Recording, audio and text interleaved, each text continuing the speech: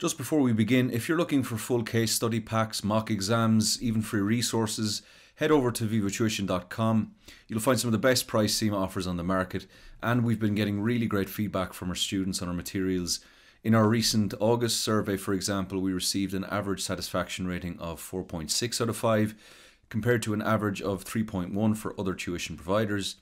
You can also subscribe free for access to a case study mini pack and financial ratios document for the November case. And one last thing, all our packs come with a lifetime pass guarantee as standard, so you can find all the details over on our website. Hello and welcome to the next phase of the course, and here we're going to be looking at the real world industry, the real world ice cream or dairy ice cream industry, and applying some of the lessons from the real world industry then to the case of Struans. Before I get into the details of the industry analysis, let me just give you a quick overview of the contents and what we'll be covering in this analysis. So at the beginning, I'll give you a quick review of the company that we're dealing with in the pre-scene, that is Struans Ice Cream Company. I'll then move straight into the real world trends. I'll be looking in particular at consumption trends in this industry in terms of what kinds of products are being bought and sold, and where most of the money is being made, where the biggest losses have been made, and so on. And then I'll be moving on to questions about consumer perceptions, which are very, very important in this industry, and the implications then for marketing and indeed for a company like Struans. This is going to be the longest section in the industry analysis because it has many, many important points. So I'll be dwelling on these issues for a considerable amount of time. And then I'll move on to issues pertaining to the supply chain. And in this industry, the supply chain is crucial, and distribution and logistics are especially important when it comes to the maintenance of quality, as we'll see. The cold chain is an especially important point in this sector. We're also going to look at some conflicts that might arise, conflicts of interest between, for example, supermarkets and ice cream manufacturers. We'll then look at some real-world cases. Hopefully these real-world cases will shed some light on the pre-scene companies that we're dealing with, both Struans and some of the multinationals that are mentioned, although not named in the pre-scene. We'll be looking at Ben & Jerry's as one real-world example of a giant in this industry. They are actually owned by a subsidiary of Unilever, which is a huge food conglomerate, international food conglomerate. And they may be the kind of real-world analog or equivalent of the multinational that's mentioned in the pre-scene. So we'll be looking at some of their recent history. And then we'll also be looking at the contrast between this kind of company and a company that more closely resembles Struans in the pre-scene. We'll then move on to the issue of threats and opportunities, looking into the future, some of the things that might be affecting a company like Struans in the coming years in the real world. Health concerns being a big one, and the government and lobbying efforts that might affect that issue. And also we'll be looking at some innovations in the industry, some recent technologies and gimmicks and trends that have been going on that may actually factor in into some of the decision making for a company like Struans going forward. And we'll draw then some conclusions and implications and reflect on some of the most important points that have been coming up in this industry analysis at the end. Okay, so as I mentioned, let's look at this company that we're dealing with in the pre-scene very briefly before we get into the real world. It's a company called Struans, based in Newland. It's a family business in a place called Milltown in Newland. It's founded in 1912, diversified in 1986 into dairy ice cream production. Before that, it was more focused on milk, the manufacture and sale of milk and other related dairy products, but it diversified in 1986 when it found that the shift away from full-fat milk to skimmed and semi-skimmed milk meant they had a surplus of cream, and then they had an incentive to diversify and use that excess cream in the production of ice cream, and since then they have specialized in ice cream. They're the leading premium dairy ice cream brand in Newland. We're going to come back to this and some of these distinctions and what they mean in the real-world industry. It's based in a location where they also have a 450 cow dairy farm. So this is all in the one manufacturing location. They have the dairy farm, which means part of their supply chain is actually on site in terms of the milk and cream products that they use for the ice cream. They're actually sourced internally. And of course, this has some important implications for supply chain issues. They also have 60 staff, as we're told in the pre-scene, and they fall into what's called the bulk category, which in the pre-scene is considered to be anything that is above 500 milliliters in terms of quantity. So they tend to sell in relatively large batches and large quantities, their smallest container being 500 milliliters. So they're not really in the market which sells smaller ice creams individually, smaller treats, for example, or at kiosks and stands where tubs and things like that and cones might be sold. So they're more focused on the kind of large scale wholesale side of things, selling to supermarkets, for example. We're going to come back to that because there are some interesting conflicts of interest that pertain to that particular segment. Okay, so let's move into the first section then. We're going to be looking here at industry trends with a particular focus on consumption trends, consumer trends, perceptions, and so on, because these, of course, will determine in large part what is being demanded and what then is going to be produced. So we're looking here in this particular case at the United States. The United States is one of the largest per capita consumers of ice cream in the world, alongside New Zealand and Australia. Perhaps not surprising in the case of Australia, for example, with a very, very hot climate. But New Zealand, a little bit more surprising, perhaps. United States, generally, when it comes to consumption in terms of food, and especially when it comes to consumption of fast food and sweets and things like that, tends to rank generally quite high on these in these segments, and ice cream is no different in this case. But nonetheless, the US is often taken as a kind of a benchmark for the Western world and developing countries in general, and if not reflecting averages in other Western countries and developed countries, at least indicates what might be coming further down the road, and is generally considered to be the place where the newest trends take hold first. So it's a good place to look when you're looking for data that might give you insight into what's coming down the road. When it comes to ice cream, you can see here from this chart that although it is still per capita one of the highest consumers of ice cream, there has been a decline in terms of the overall, the absolute consumption of ice cream over the last 10 to 15 years.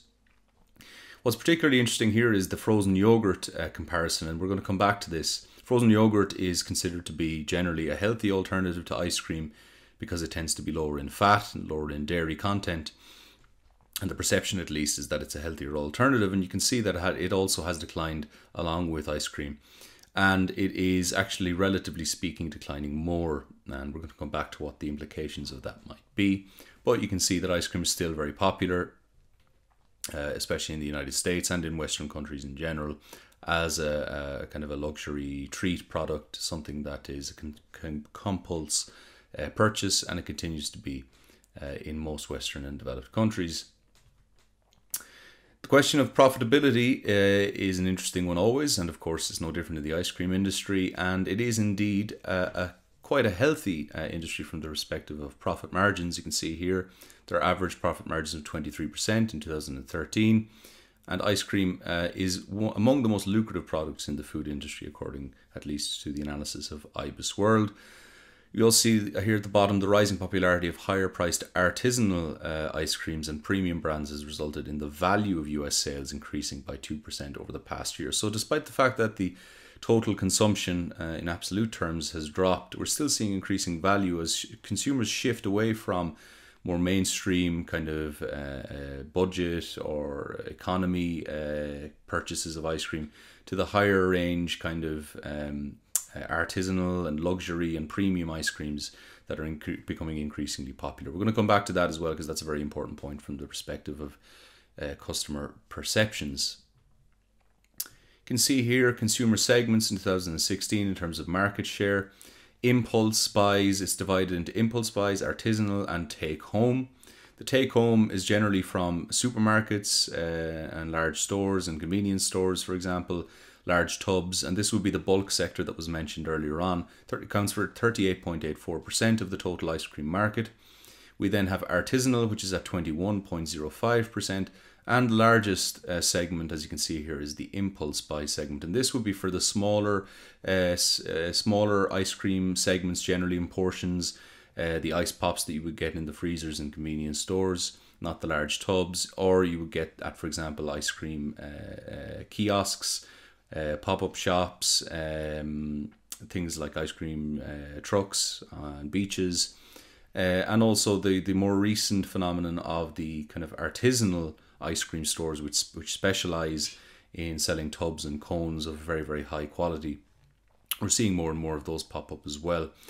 Now, artisanal is a little bit of an ambiguous category because that kind of straddles both the take home and the impulse area. And we're going to come back to this because even the definition of artisanal is a little bit controversial, and what constitutes artisanal ice cream is a little bit under debate at the moment. So we're going to come back to this, whether or not artisanal actually means anything substantial or whether it's just a kind of a marketing ploy or a marketing term of art. This is something that we will discuss further on. In terms of changing consumer preferences, we can see here there was a study done recently by Mintel on the European market, and particularly with a focus on Germany, but it applied to the entire European market. And they found that increasingly, at least in terms of what consumers are reporting, they're reporting an increased interest in non-dairy ice cream alternatives that are derived from plants, for example, almond and coconut-based ice creams. You can see here in Poland, surprisingly perhaps, there was a very, very large expressed interest in these kinds of products, with 78% of Polish people saying that they are interested in non-dairy alternatives. Italy at 69%, Spain 68%, Germany 63%, and France 63%. So that's a healthy majority of people, at least, reporting an interest in non-dairy alternative ice creams. This was in 2015. You can see here in terms of the breakdown of this study, nearly 2/3 of German ice cream consumers are interested in non-dairy alternatives, such as ice cream made with almond or coconut milk. And here's an important point. Price, they say, doesn't seem to be a factor, as the study says 1 in 5 Germans say that they would be willing to pay more for non-dairy ice cream, rising to nearly 1/3. That's 30% among 16 to 24-year-olds. Now, that's the case in Germany. Similar patterns are found in the other European countries. However, I would take this with a little bit of a pinch of salt, because it says that price doesn't seem to be a factor, and then it simply gives a 1 in 5 proportion of Germans saying that they would be willing to pay more. But if you flip it around, that means that 80% of Germans did not say that they would be willing to pay more for non-dairy ice cream. And generally speaking, the manufacture and production of these plant-derived and plant-based alternatives is actually much more costly in terms of sourcing almond and coconut products. And so there are increased costs. I would say there's not a very strong indication that actually most people would pay more when push comes to shove for these different these non-dairy alternatives. So despite what people are reporting, often when it comes to actually making the decision, reports like this are not necessarily very reliable. People often say one thing, but they'll act another way. And when it comes to actually putting their money where their mouth is, so to speak, often it doesn't pan out the way that people will say or will report in these kinds of studies and surveys. So I think this really should be taken with a little bit of a pinch of salt. But perceptions are nonetheless important when it comes to marketing, and we'll see this further on. So there is an expressed interest. Whether or not people would be actually willing to pay the price for that expressed interest is another matter. But in terms of perceiving how ice cream is sold and marketed, this can be very, very important, and we're going to come back to this later on. Looking here to the UK, you can see there's some interesting developments in recent years. This is from 2015. This is looking at the change in terms of revenues for the different segments within the ice cream industry. I'm looking here at the negative movers, that is to say the ones that have seen declines and negative changes, I should say, in the previous year. Premium ice cream, as you can see here, and this is the category actually that Struans falls into, strictly speaking, made losses minus £3.9 million in terms of overall sector value. Children's ice creams also saw a decline. Increases were in the big increase was in the luxury ice cream sector. Now, what the difference is between luxury and premium is a little bit hard to determine. A lot of it simply has to do with labeling, but also in terms of dairy fat content. The luxury tends to be the highest in terms of the fat content coming from dairy. And so luxury is not just a matter of labeling, it is also a matter of the highest fat content from dairy. That's seen the biggest increases, interestingly. But we also see here that the chocolate snacks sub-segment is also one of the highest, is actually the highest in terms of absolute numbers and revenues in the UK at least. So chocolate-based ice cream snacks are still the biggest generator of revenues, and that's an important point to bear in mind in terms of flavouring. And you can see also that the other big segments in absolute terms are premium ice cream, despite the fact that it has actually gone down from 2014 to 2015. We're seeing a decline there, but it is nonetheless in absolute numbers one of the biggest areas. So for a company like Struans, even though there might have been marginal declines in recent years, premium ice cream is still one of the biggest segments in terms of absolute value, along with the chocolate snacks segment, which is not one that Struans currently specialises in. It seems they're more interested in the bulk sector, but in terms of diversification, perhaps that's something that they will be looking into if they're looking to tap into the largest market in terms of value.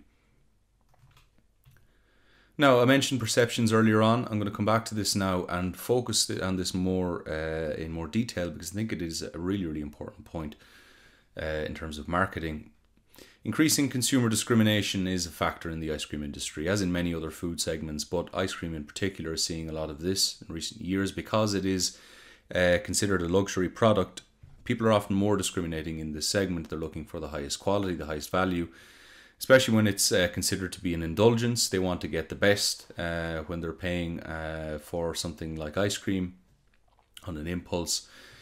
They want the best taste, the best flavors, and they're looking also for alternatives, many alternatives. So you're seeing increasingly exotic mixes of flavors as consumers become more discriminating.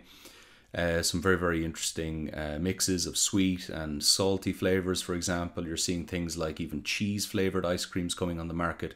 All sorts of very, very strange and weird and wonderful combinations, as this is a very competitive market, as we'll see. Lots of different kinds of companies within this segment, big, small, artisan, local, multinationals, and so on, all vying for the same kinds of markets and same kinds of consumers. There tends to be, in recent years, a move away from more mainstream labels like Nestle and even things like Ben & Jerry's towards more artisan or local producers or small independent producers, or at least what are perceived to be small or independent producers. We're also seeing this preponderance of buzzwords like organic, artisan, artisanal, local, and so on. And these are often associated with health, progressiveness, and exclusivity. Consumers in developed countries are increasingly moving towards small-scale producers and independent producers, as I mentioned, and they're moving towards these other associations. Okay, and we're going to look at this in more detail now. It's a very interesting point. You can see here from this same Mintel report that was mentioned earlier, free-from foods are particularly becoming particularly important, and the perception that ice cream is free from all sorts of nasty things, synthetic elements, and so on, is an important perception for consumers. There's a background belief, as they mention here, that they are more natural than standard products, for 20% of consumers eating free from foods. Organic and ethical production claims are also on the rise within the industry, accounting for 90% of all newly introduced non-dairy ice cream products in Germany in 2015. So if it's non-dairy, they tend to also want to go in for these claims of organic and ethical production. You can see here almost half, that is to say 47% of German consumers are interested in buying organic ice cream, and 59% of Germans show an interest in ice cream that contains locally sourced ingredients such as milk from local farmers. And 50% of German consumers are keen on buying ice cream that is handmade. So you can see these words: handmade, locally sourced, organic, ethically produced, and free from. These are all very, very important when it comes to, increasingly important when it comes to consumer perceptions in developed nations. This is very interesting because this is focusing on perceptions, but it's not necessarily focusing on objective factors. And it is actually interesting to note that often, for example, ice creams in particular that are free from things like fat are often not necessarily healthier for the people who are eating them, because they often, to compensate for the absence of fat and dairy fat, which obviously is one of the things that enhances flavor, they will substitute in higher sugar content to make up for the absence of dairy fat. And often the higher sugar content can actually be just as unhealthy as the ice creams that contain a higher fat content and then a lower sugar content in turn. So despite perceptions, some of these alternatives are actually just as unhealthy as the traditional and premium dairy ice cream products. So that's something to bear in mind. We're also going to be breaking down and analysing some of these health other claims associated with organic, ethical production, locally sourced and so on, and handmade and artisanal in particular. You can see here, this is from Forbes magazine. They did an industry analysis of the market share of different ice cream manufacturers in recent years. They're finding that sales of lower quality ice cream, I should say, are on the decline in favour of premium offerings, which is obviously where Struans falls. It's an important point, an important development, that we're seeing the lower quality ice creams becoming less and less popular relative to the premium offerings. And as I mentioned earlier, there's been a huge decline in sales of frozen yogurts in recent years in the United States. Frozen yogurt in the United States, generally seen as the healthy alternative to ice cream, declined by 9% in 2014 and a further 11% in 2015. So this is a really rapid decline in frozen yogurt sales. The healthy alternative, this is the frozen yogurt, has collapsed relatively speaking, and this indicates, according to one senior food analyst at Mintel, that consumers are no longer willing to sacrifice flavour for health. Okay, that is to say, at least in objective terms, they're not willing to substitute health for flavour. However, health is an interesting idea, and it's a very, very unclear or fuzzy concept when it comes to consumers' perceptions, and I'm going to be explaining this in subsequent slides. Let's look at some of the reality now behind the perceptions and the associations that consumers tend to have, the positive associations that they have with things like organic, locally sourced, artisanal, ethically produced, and so on. And let's break down and see what actually is going on here. Organic is one of these words you see very, very frequently now in the food industry in general. Whenever you go to the supermarket, you see organic shelves, you see organic alternatives for almost every product. And it's usually very, very conspicuously and obviously placed on branding and on labelling. So it's a very proud claim that a lot of producers like to make when it comes to their products. But it is interesting to note that actually a lot of the perceptions about organic food are completely mistaken. So, for example, a lot of people think or tend to think that organic foods are pesticide-free, when in fact the reality is that organic foods do use pesticides, but they just use pesticides that are from natural sources. Now, most people, when they hear this and they think that something is natural, they tend to have a tendency to think that natural is actually more healthy, when in fact it may be the case that natural sources, natural pesticides, are just as harmful, if not more toxic and harmful than synthetic alternatives.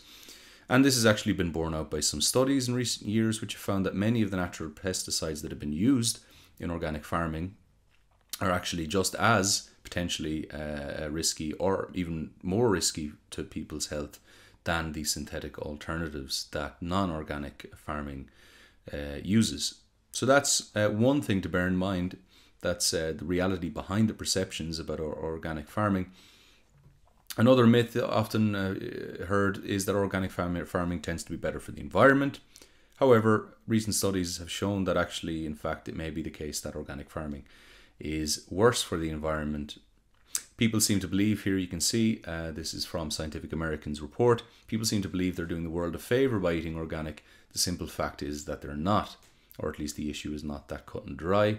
Factory organic farms use their own barrage of chemicals, even if they're organic, that is to say natural, that are still ecologically damaging. There's also the issue of GMOs, which I'm not going to go into in too much detail here, but it tends to be the case that people assume genetically modified foods are potentially dangerous, despite the fact that there's no evidence for this. And indeed, genetically modified foods, because of their greater yields, potential yields, in terms of the amount of, for example, fruit or crop that individual plant can give.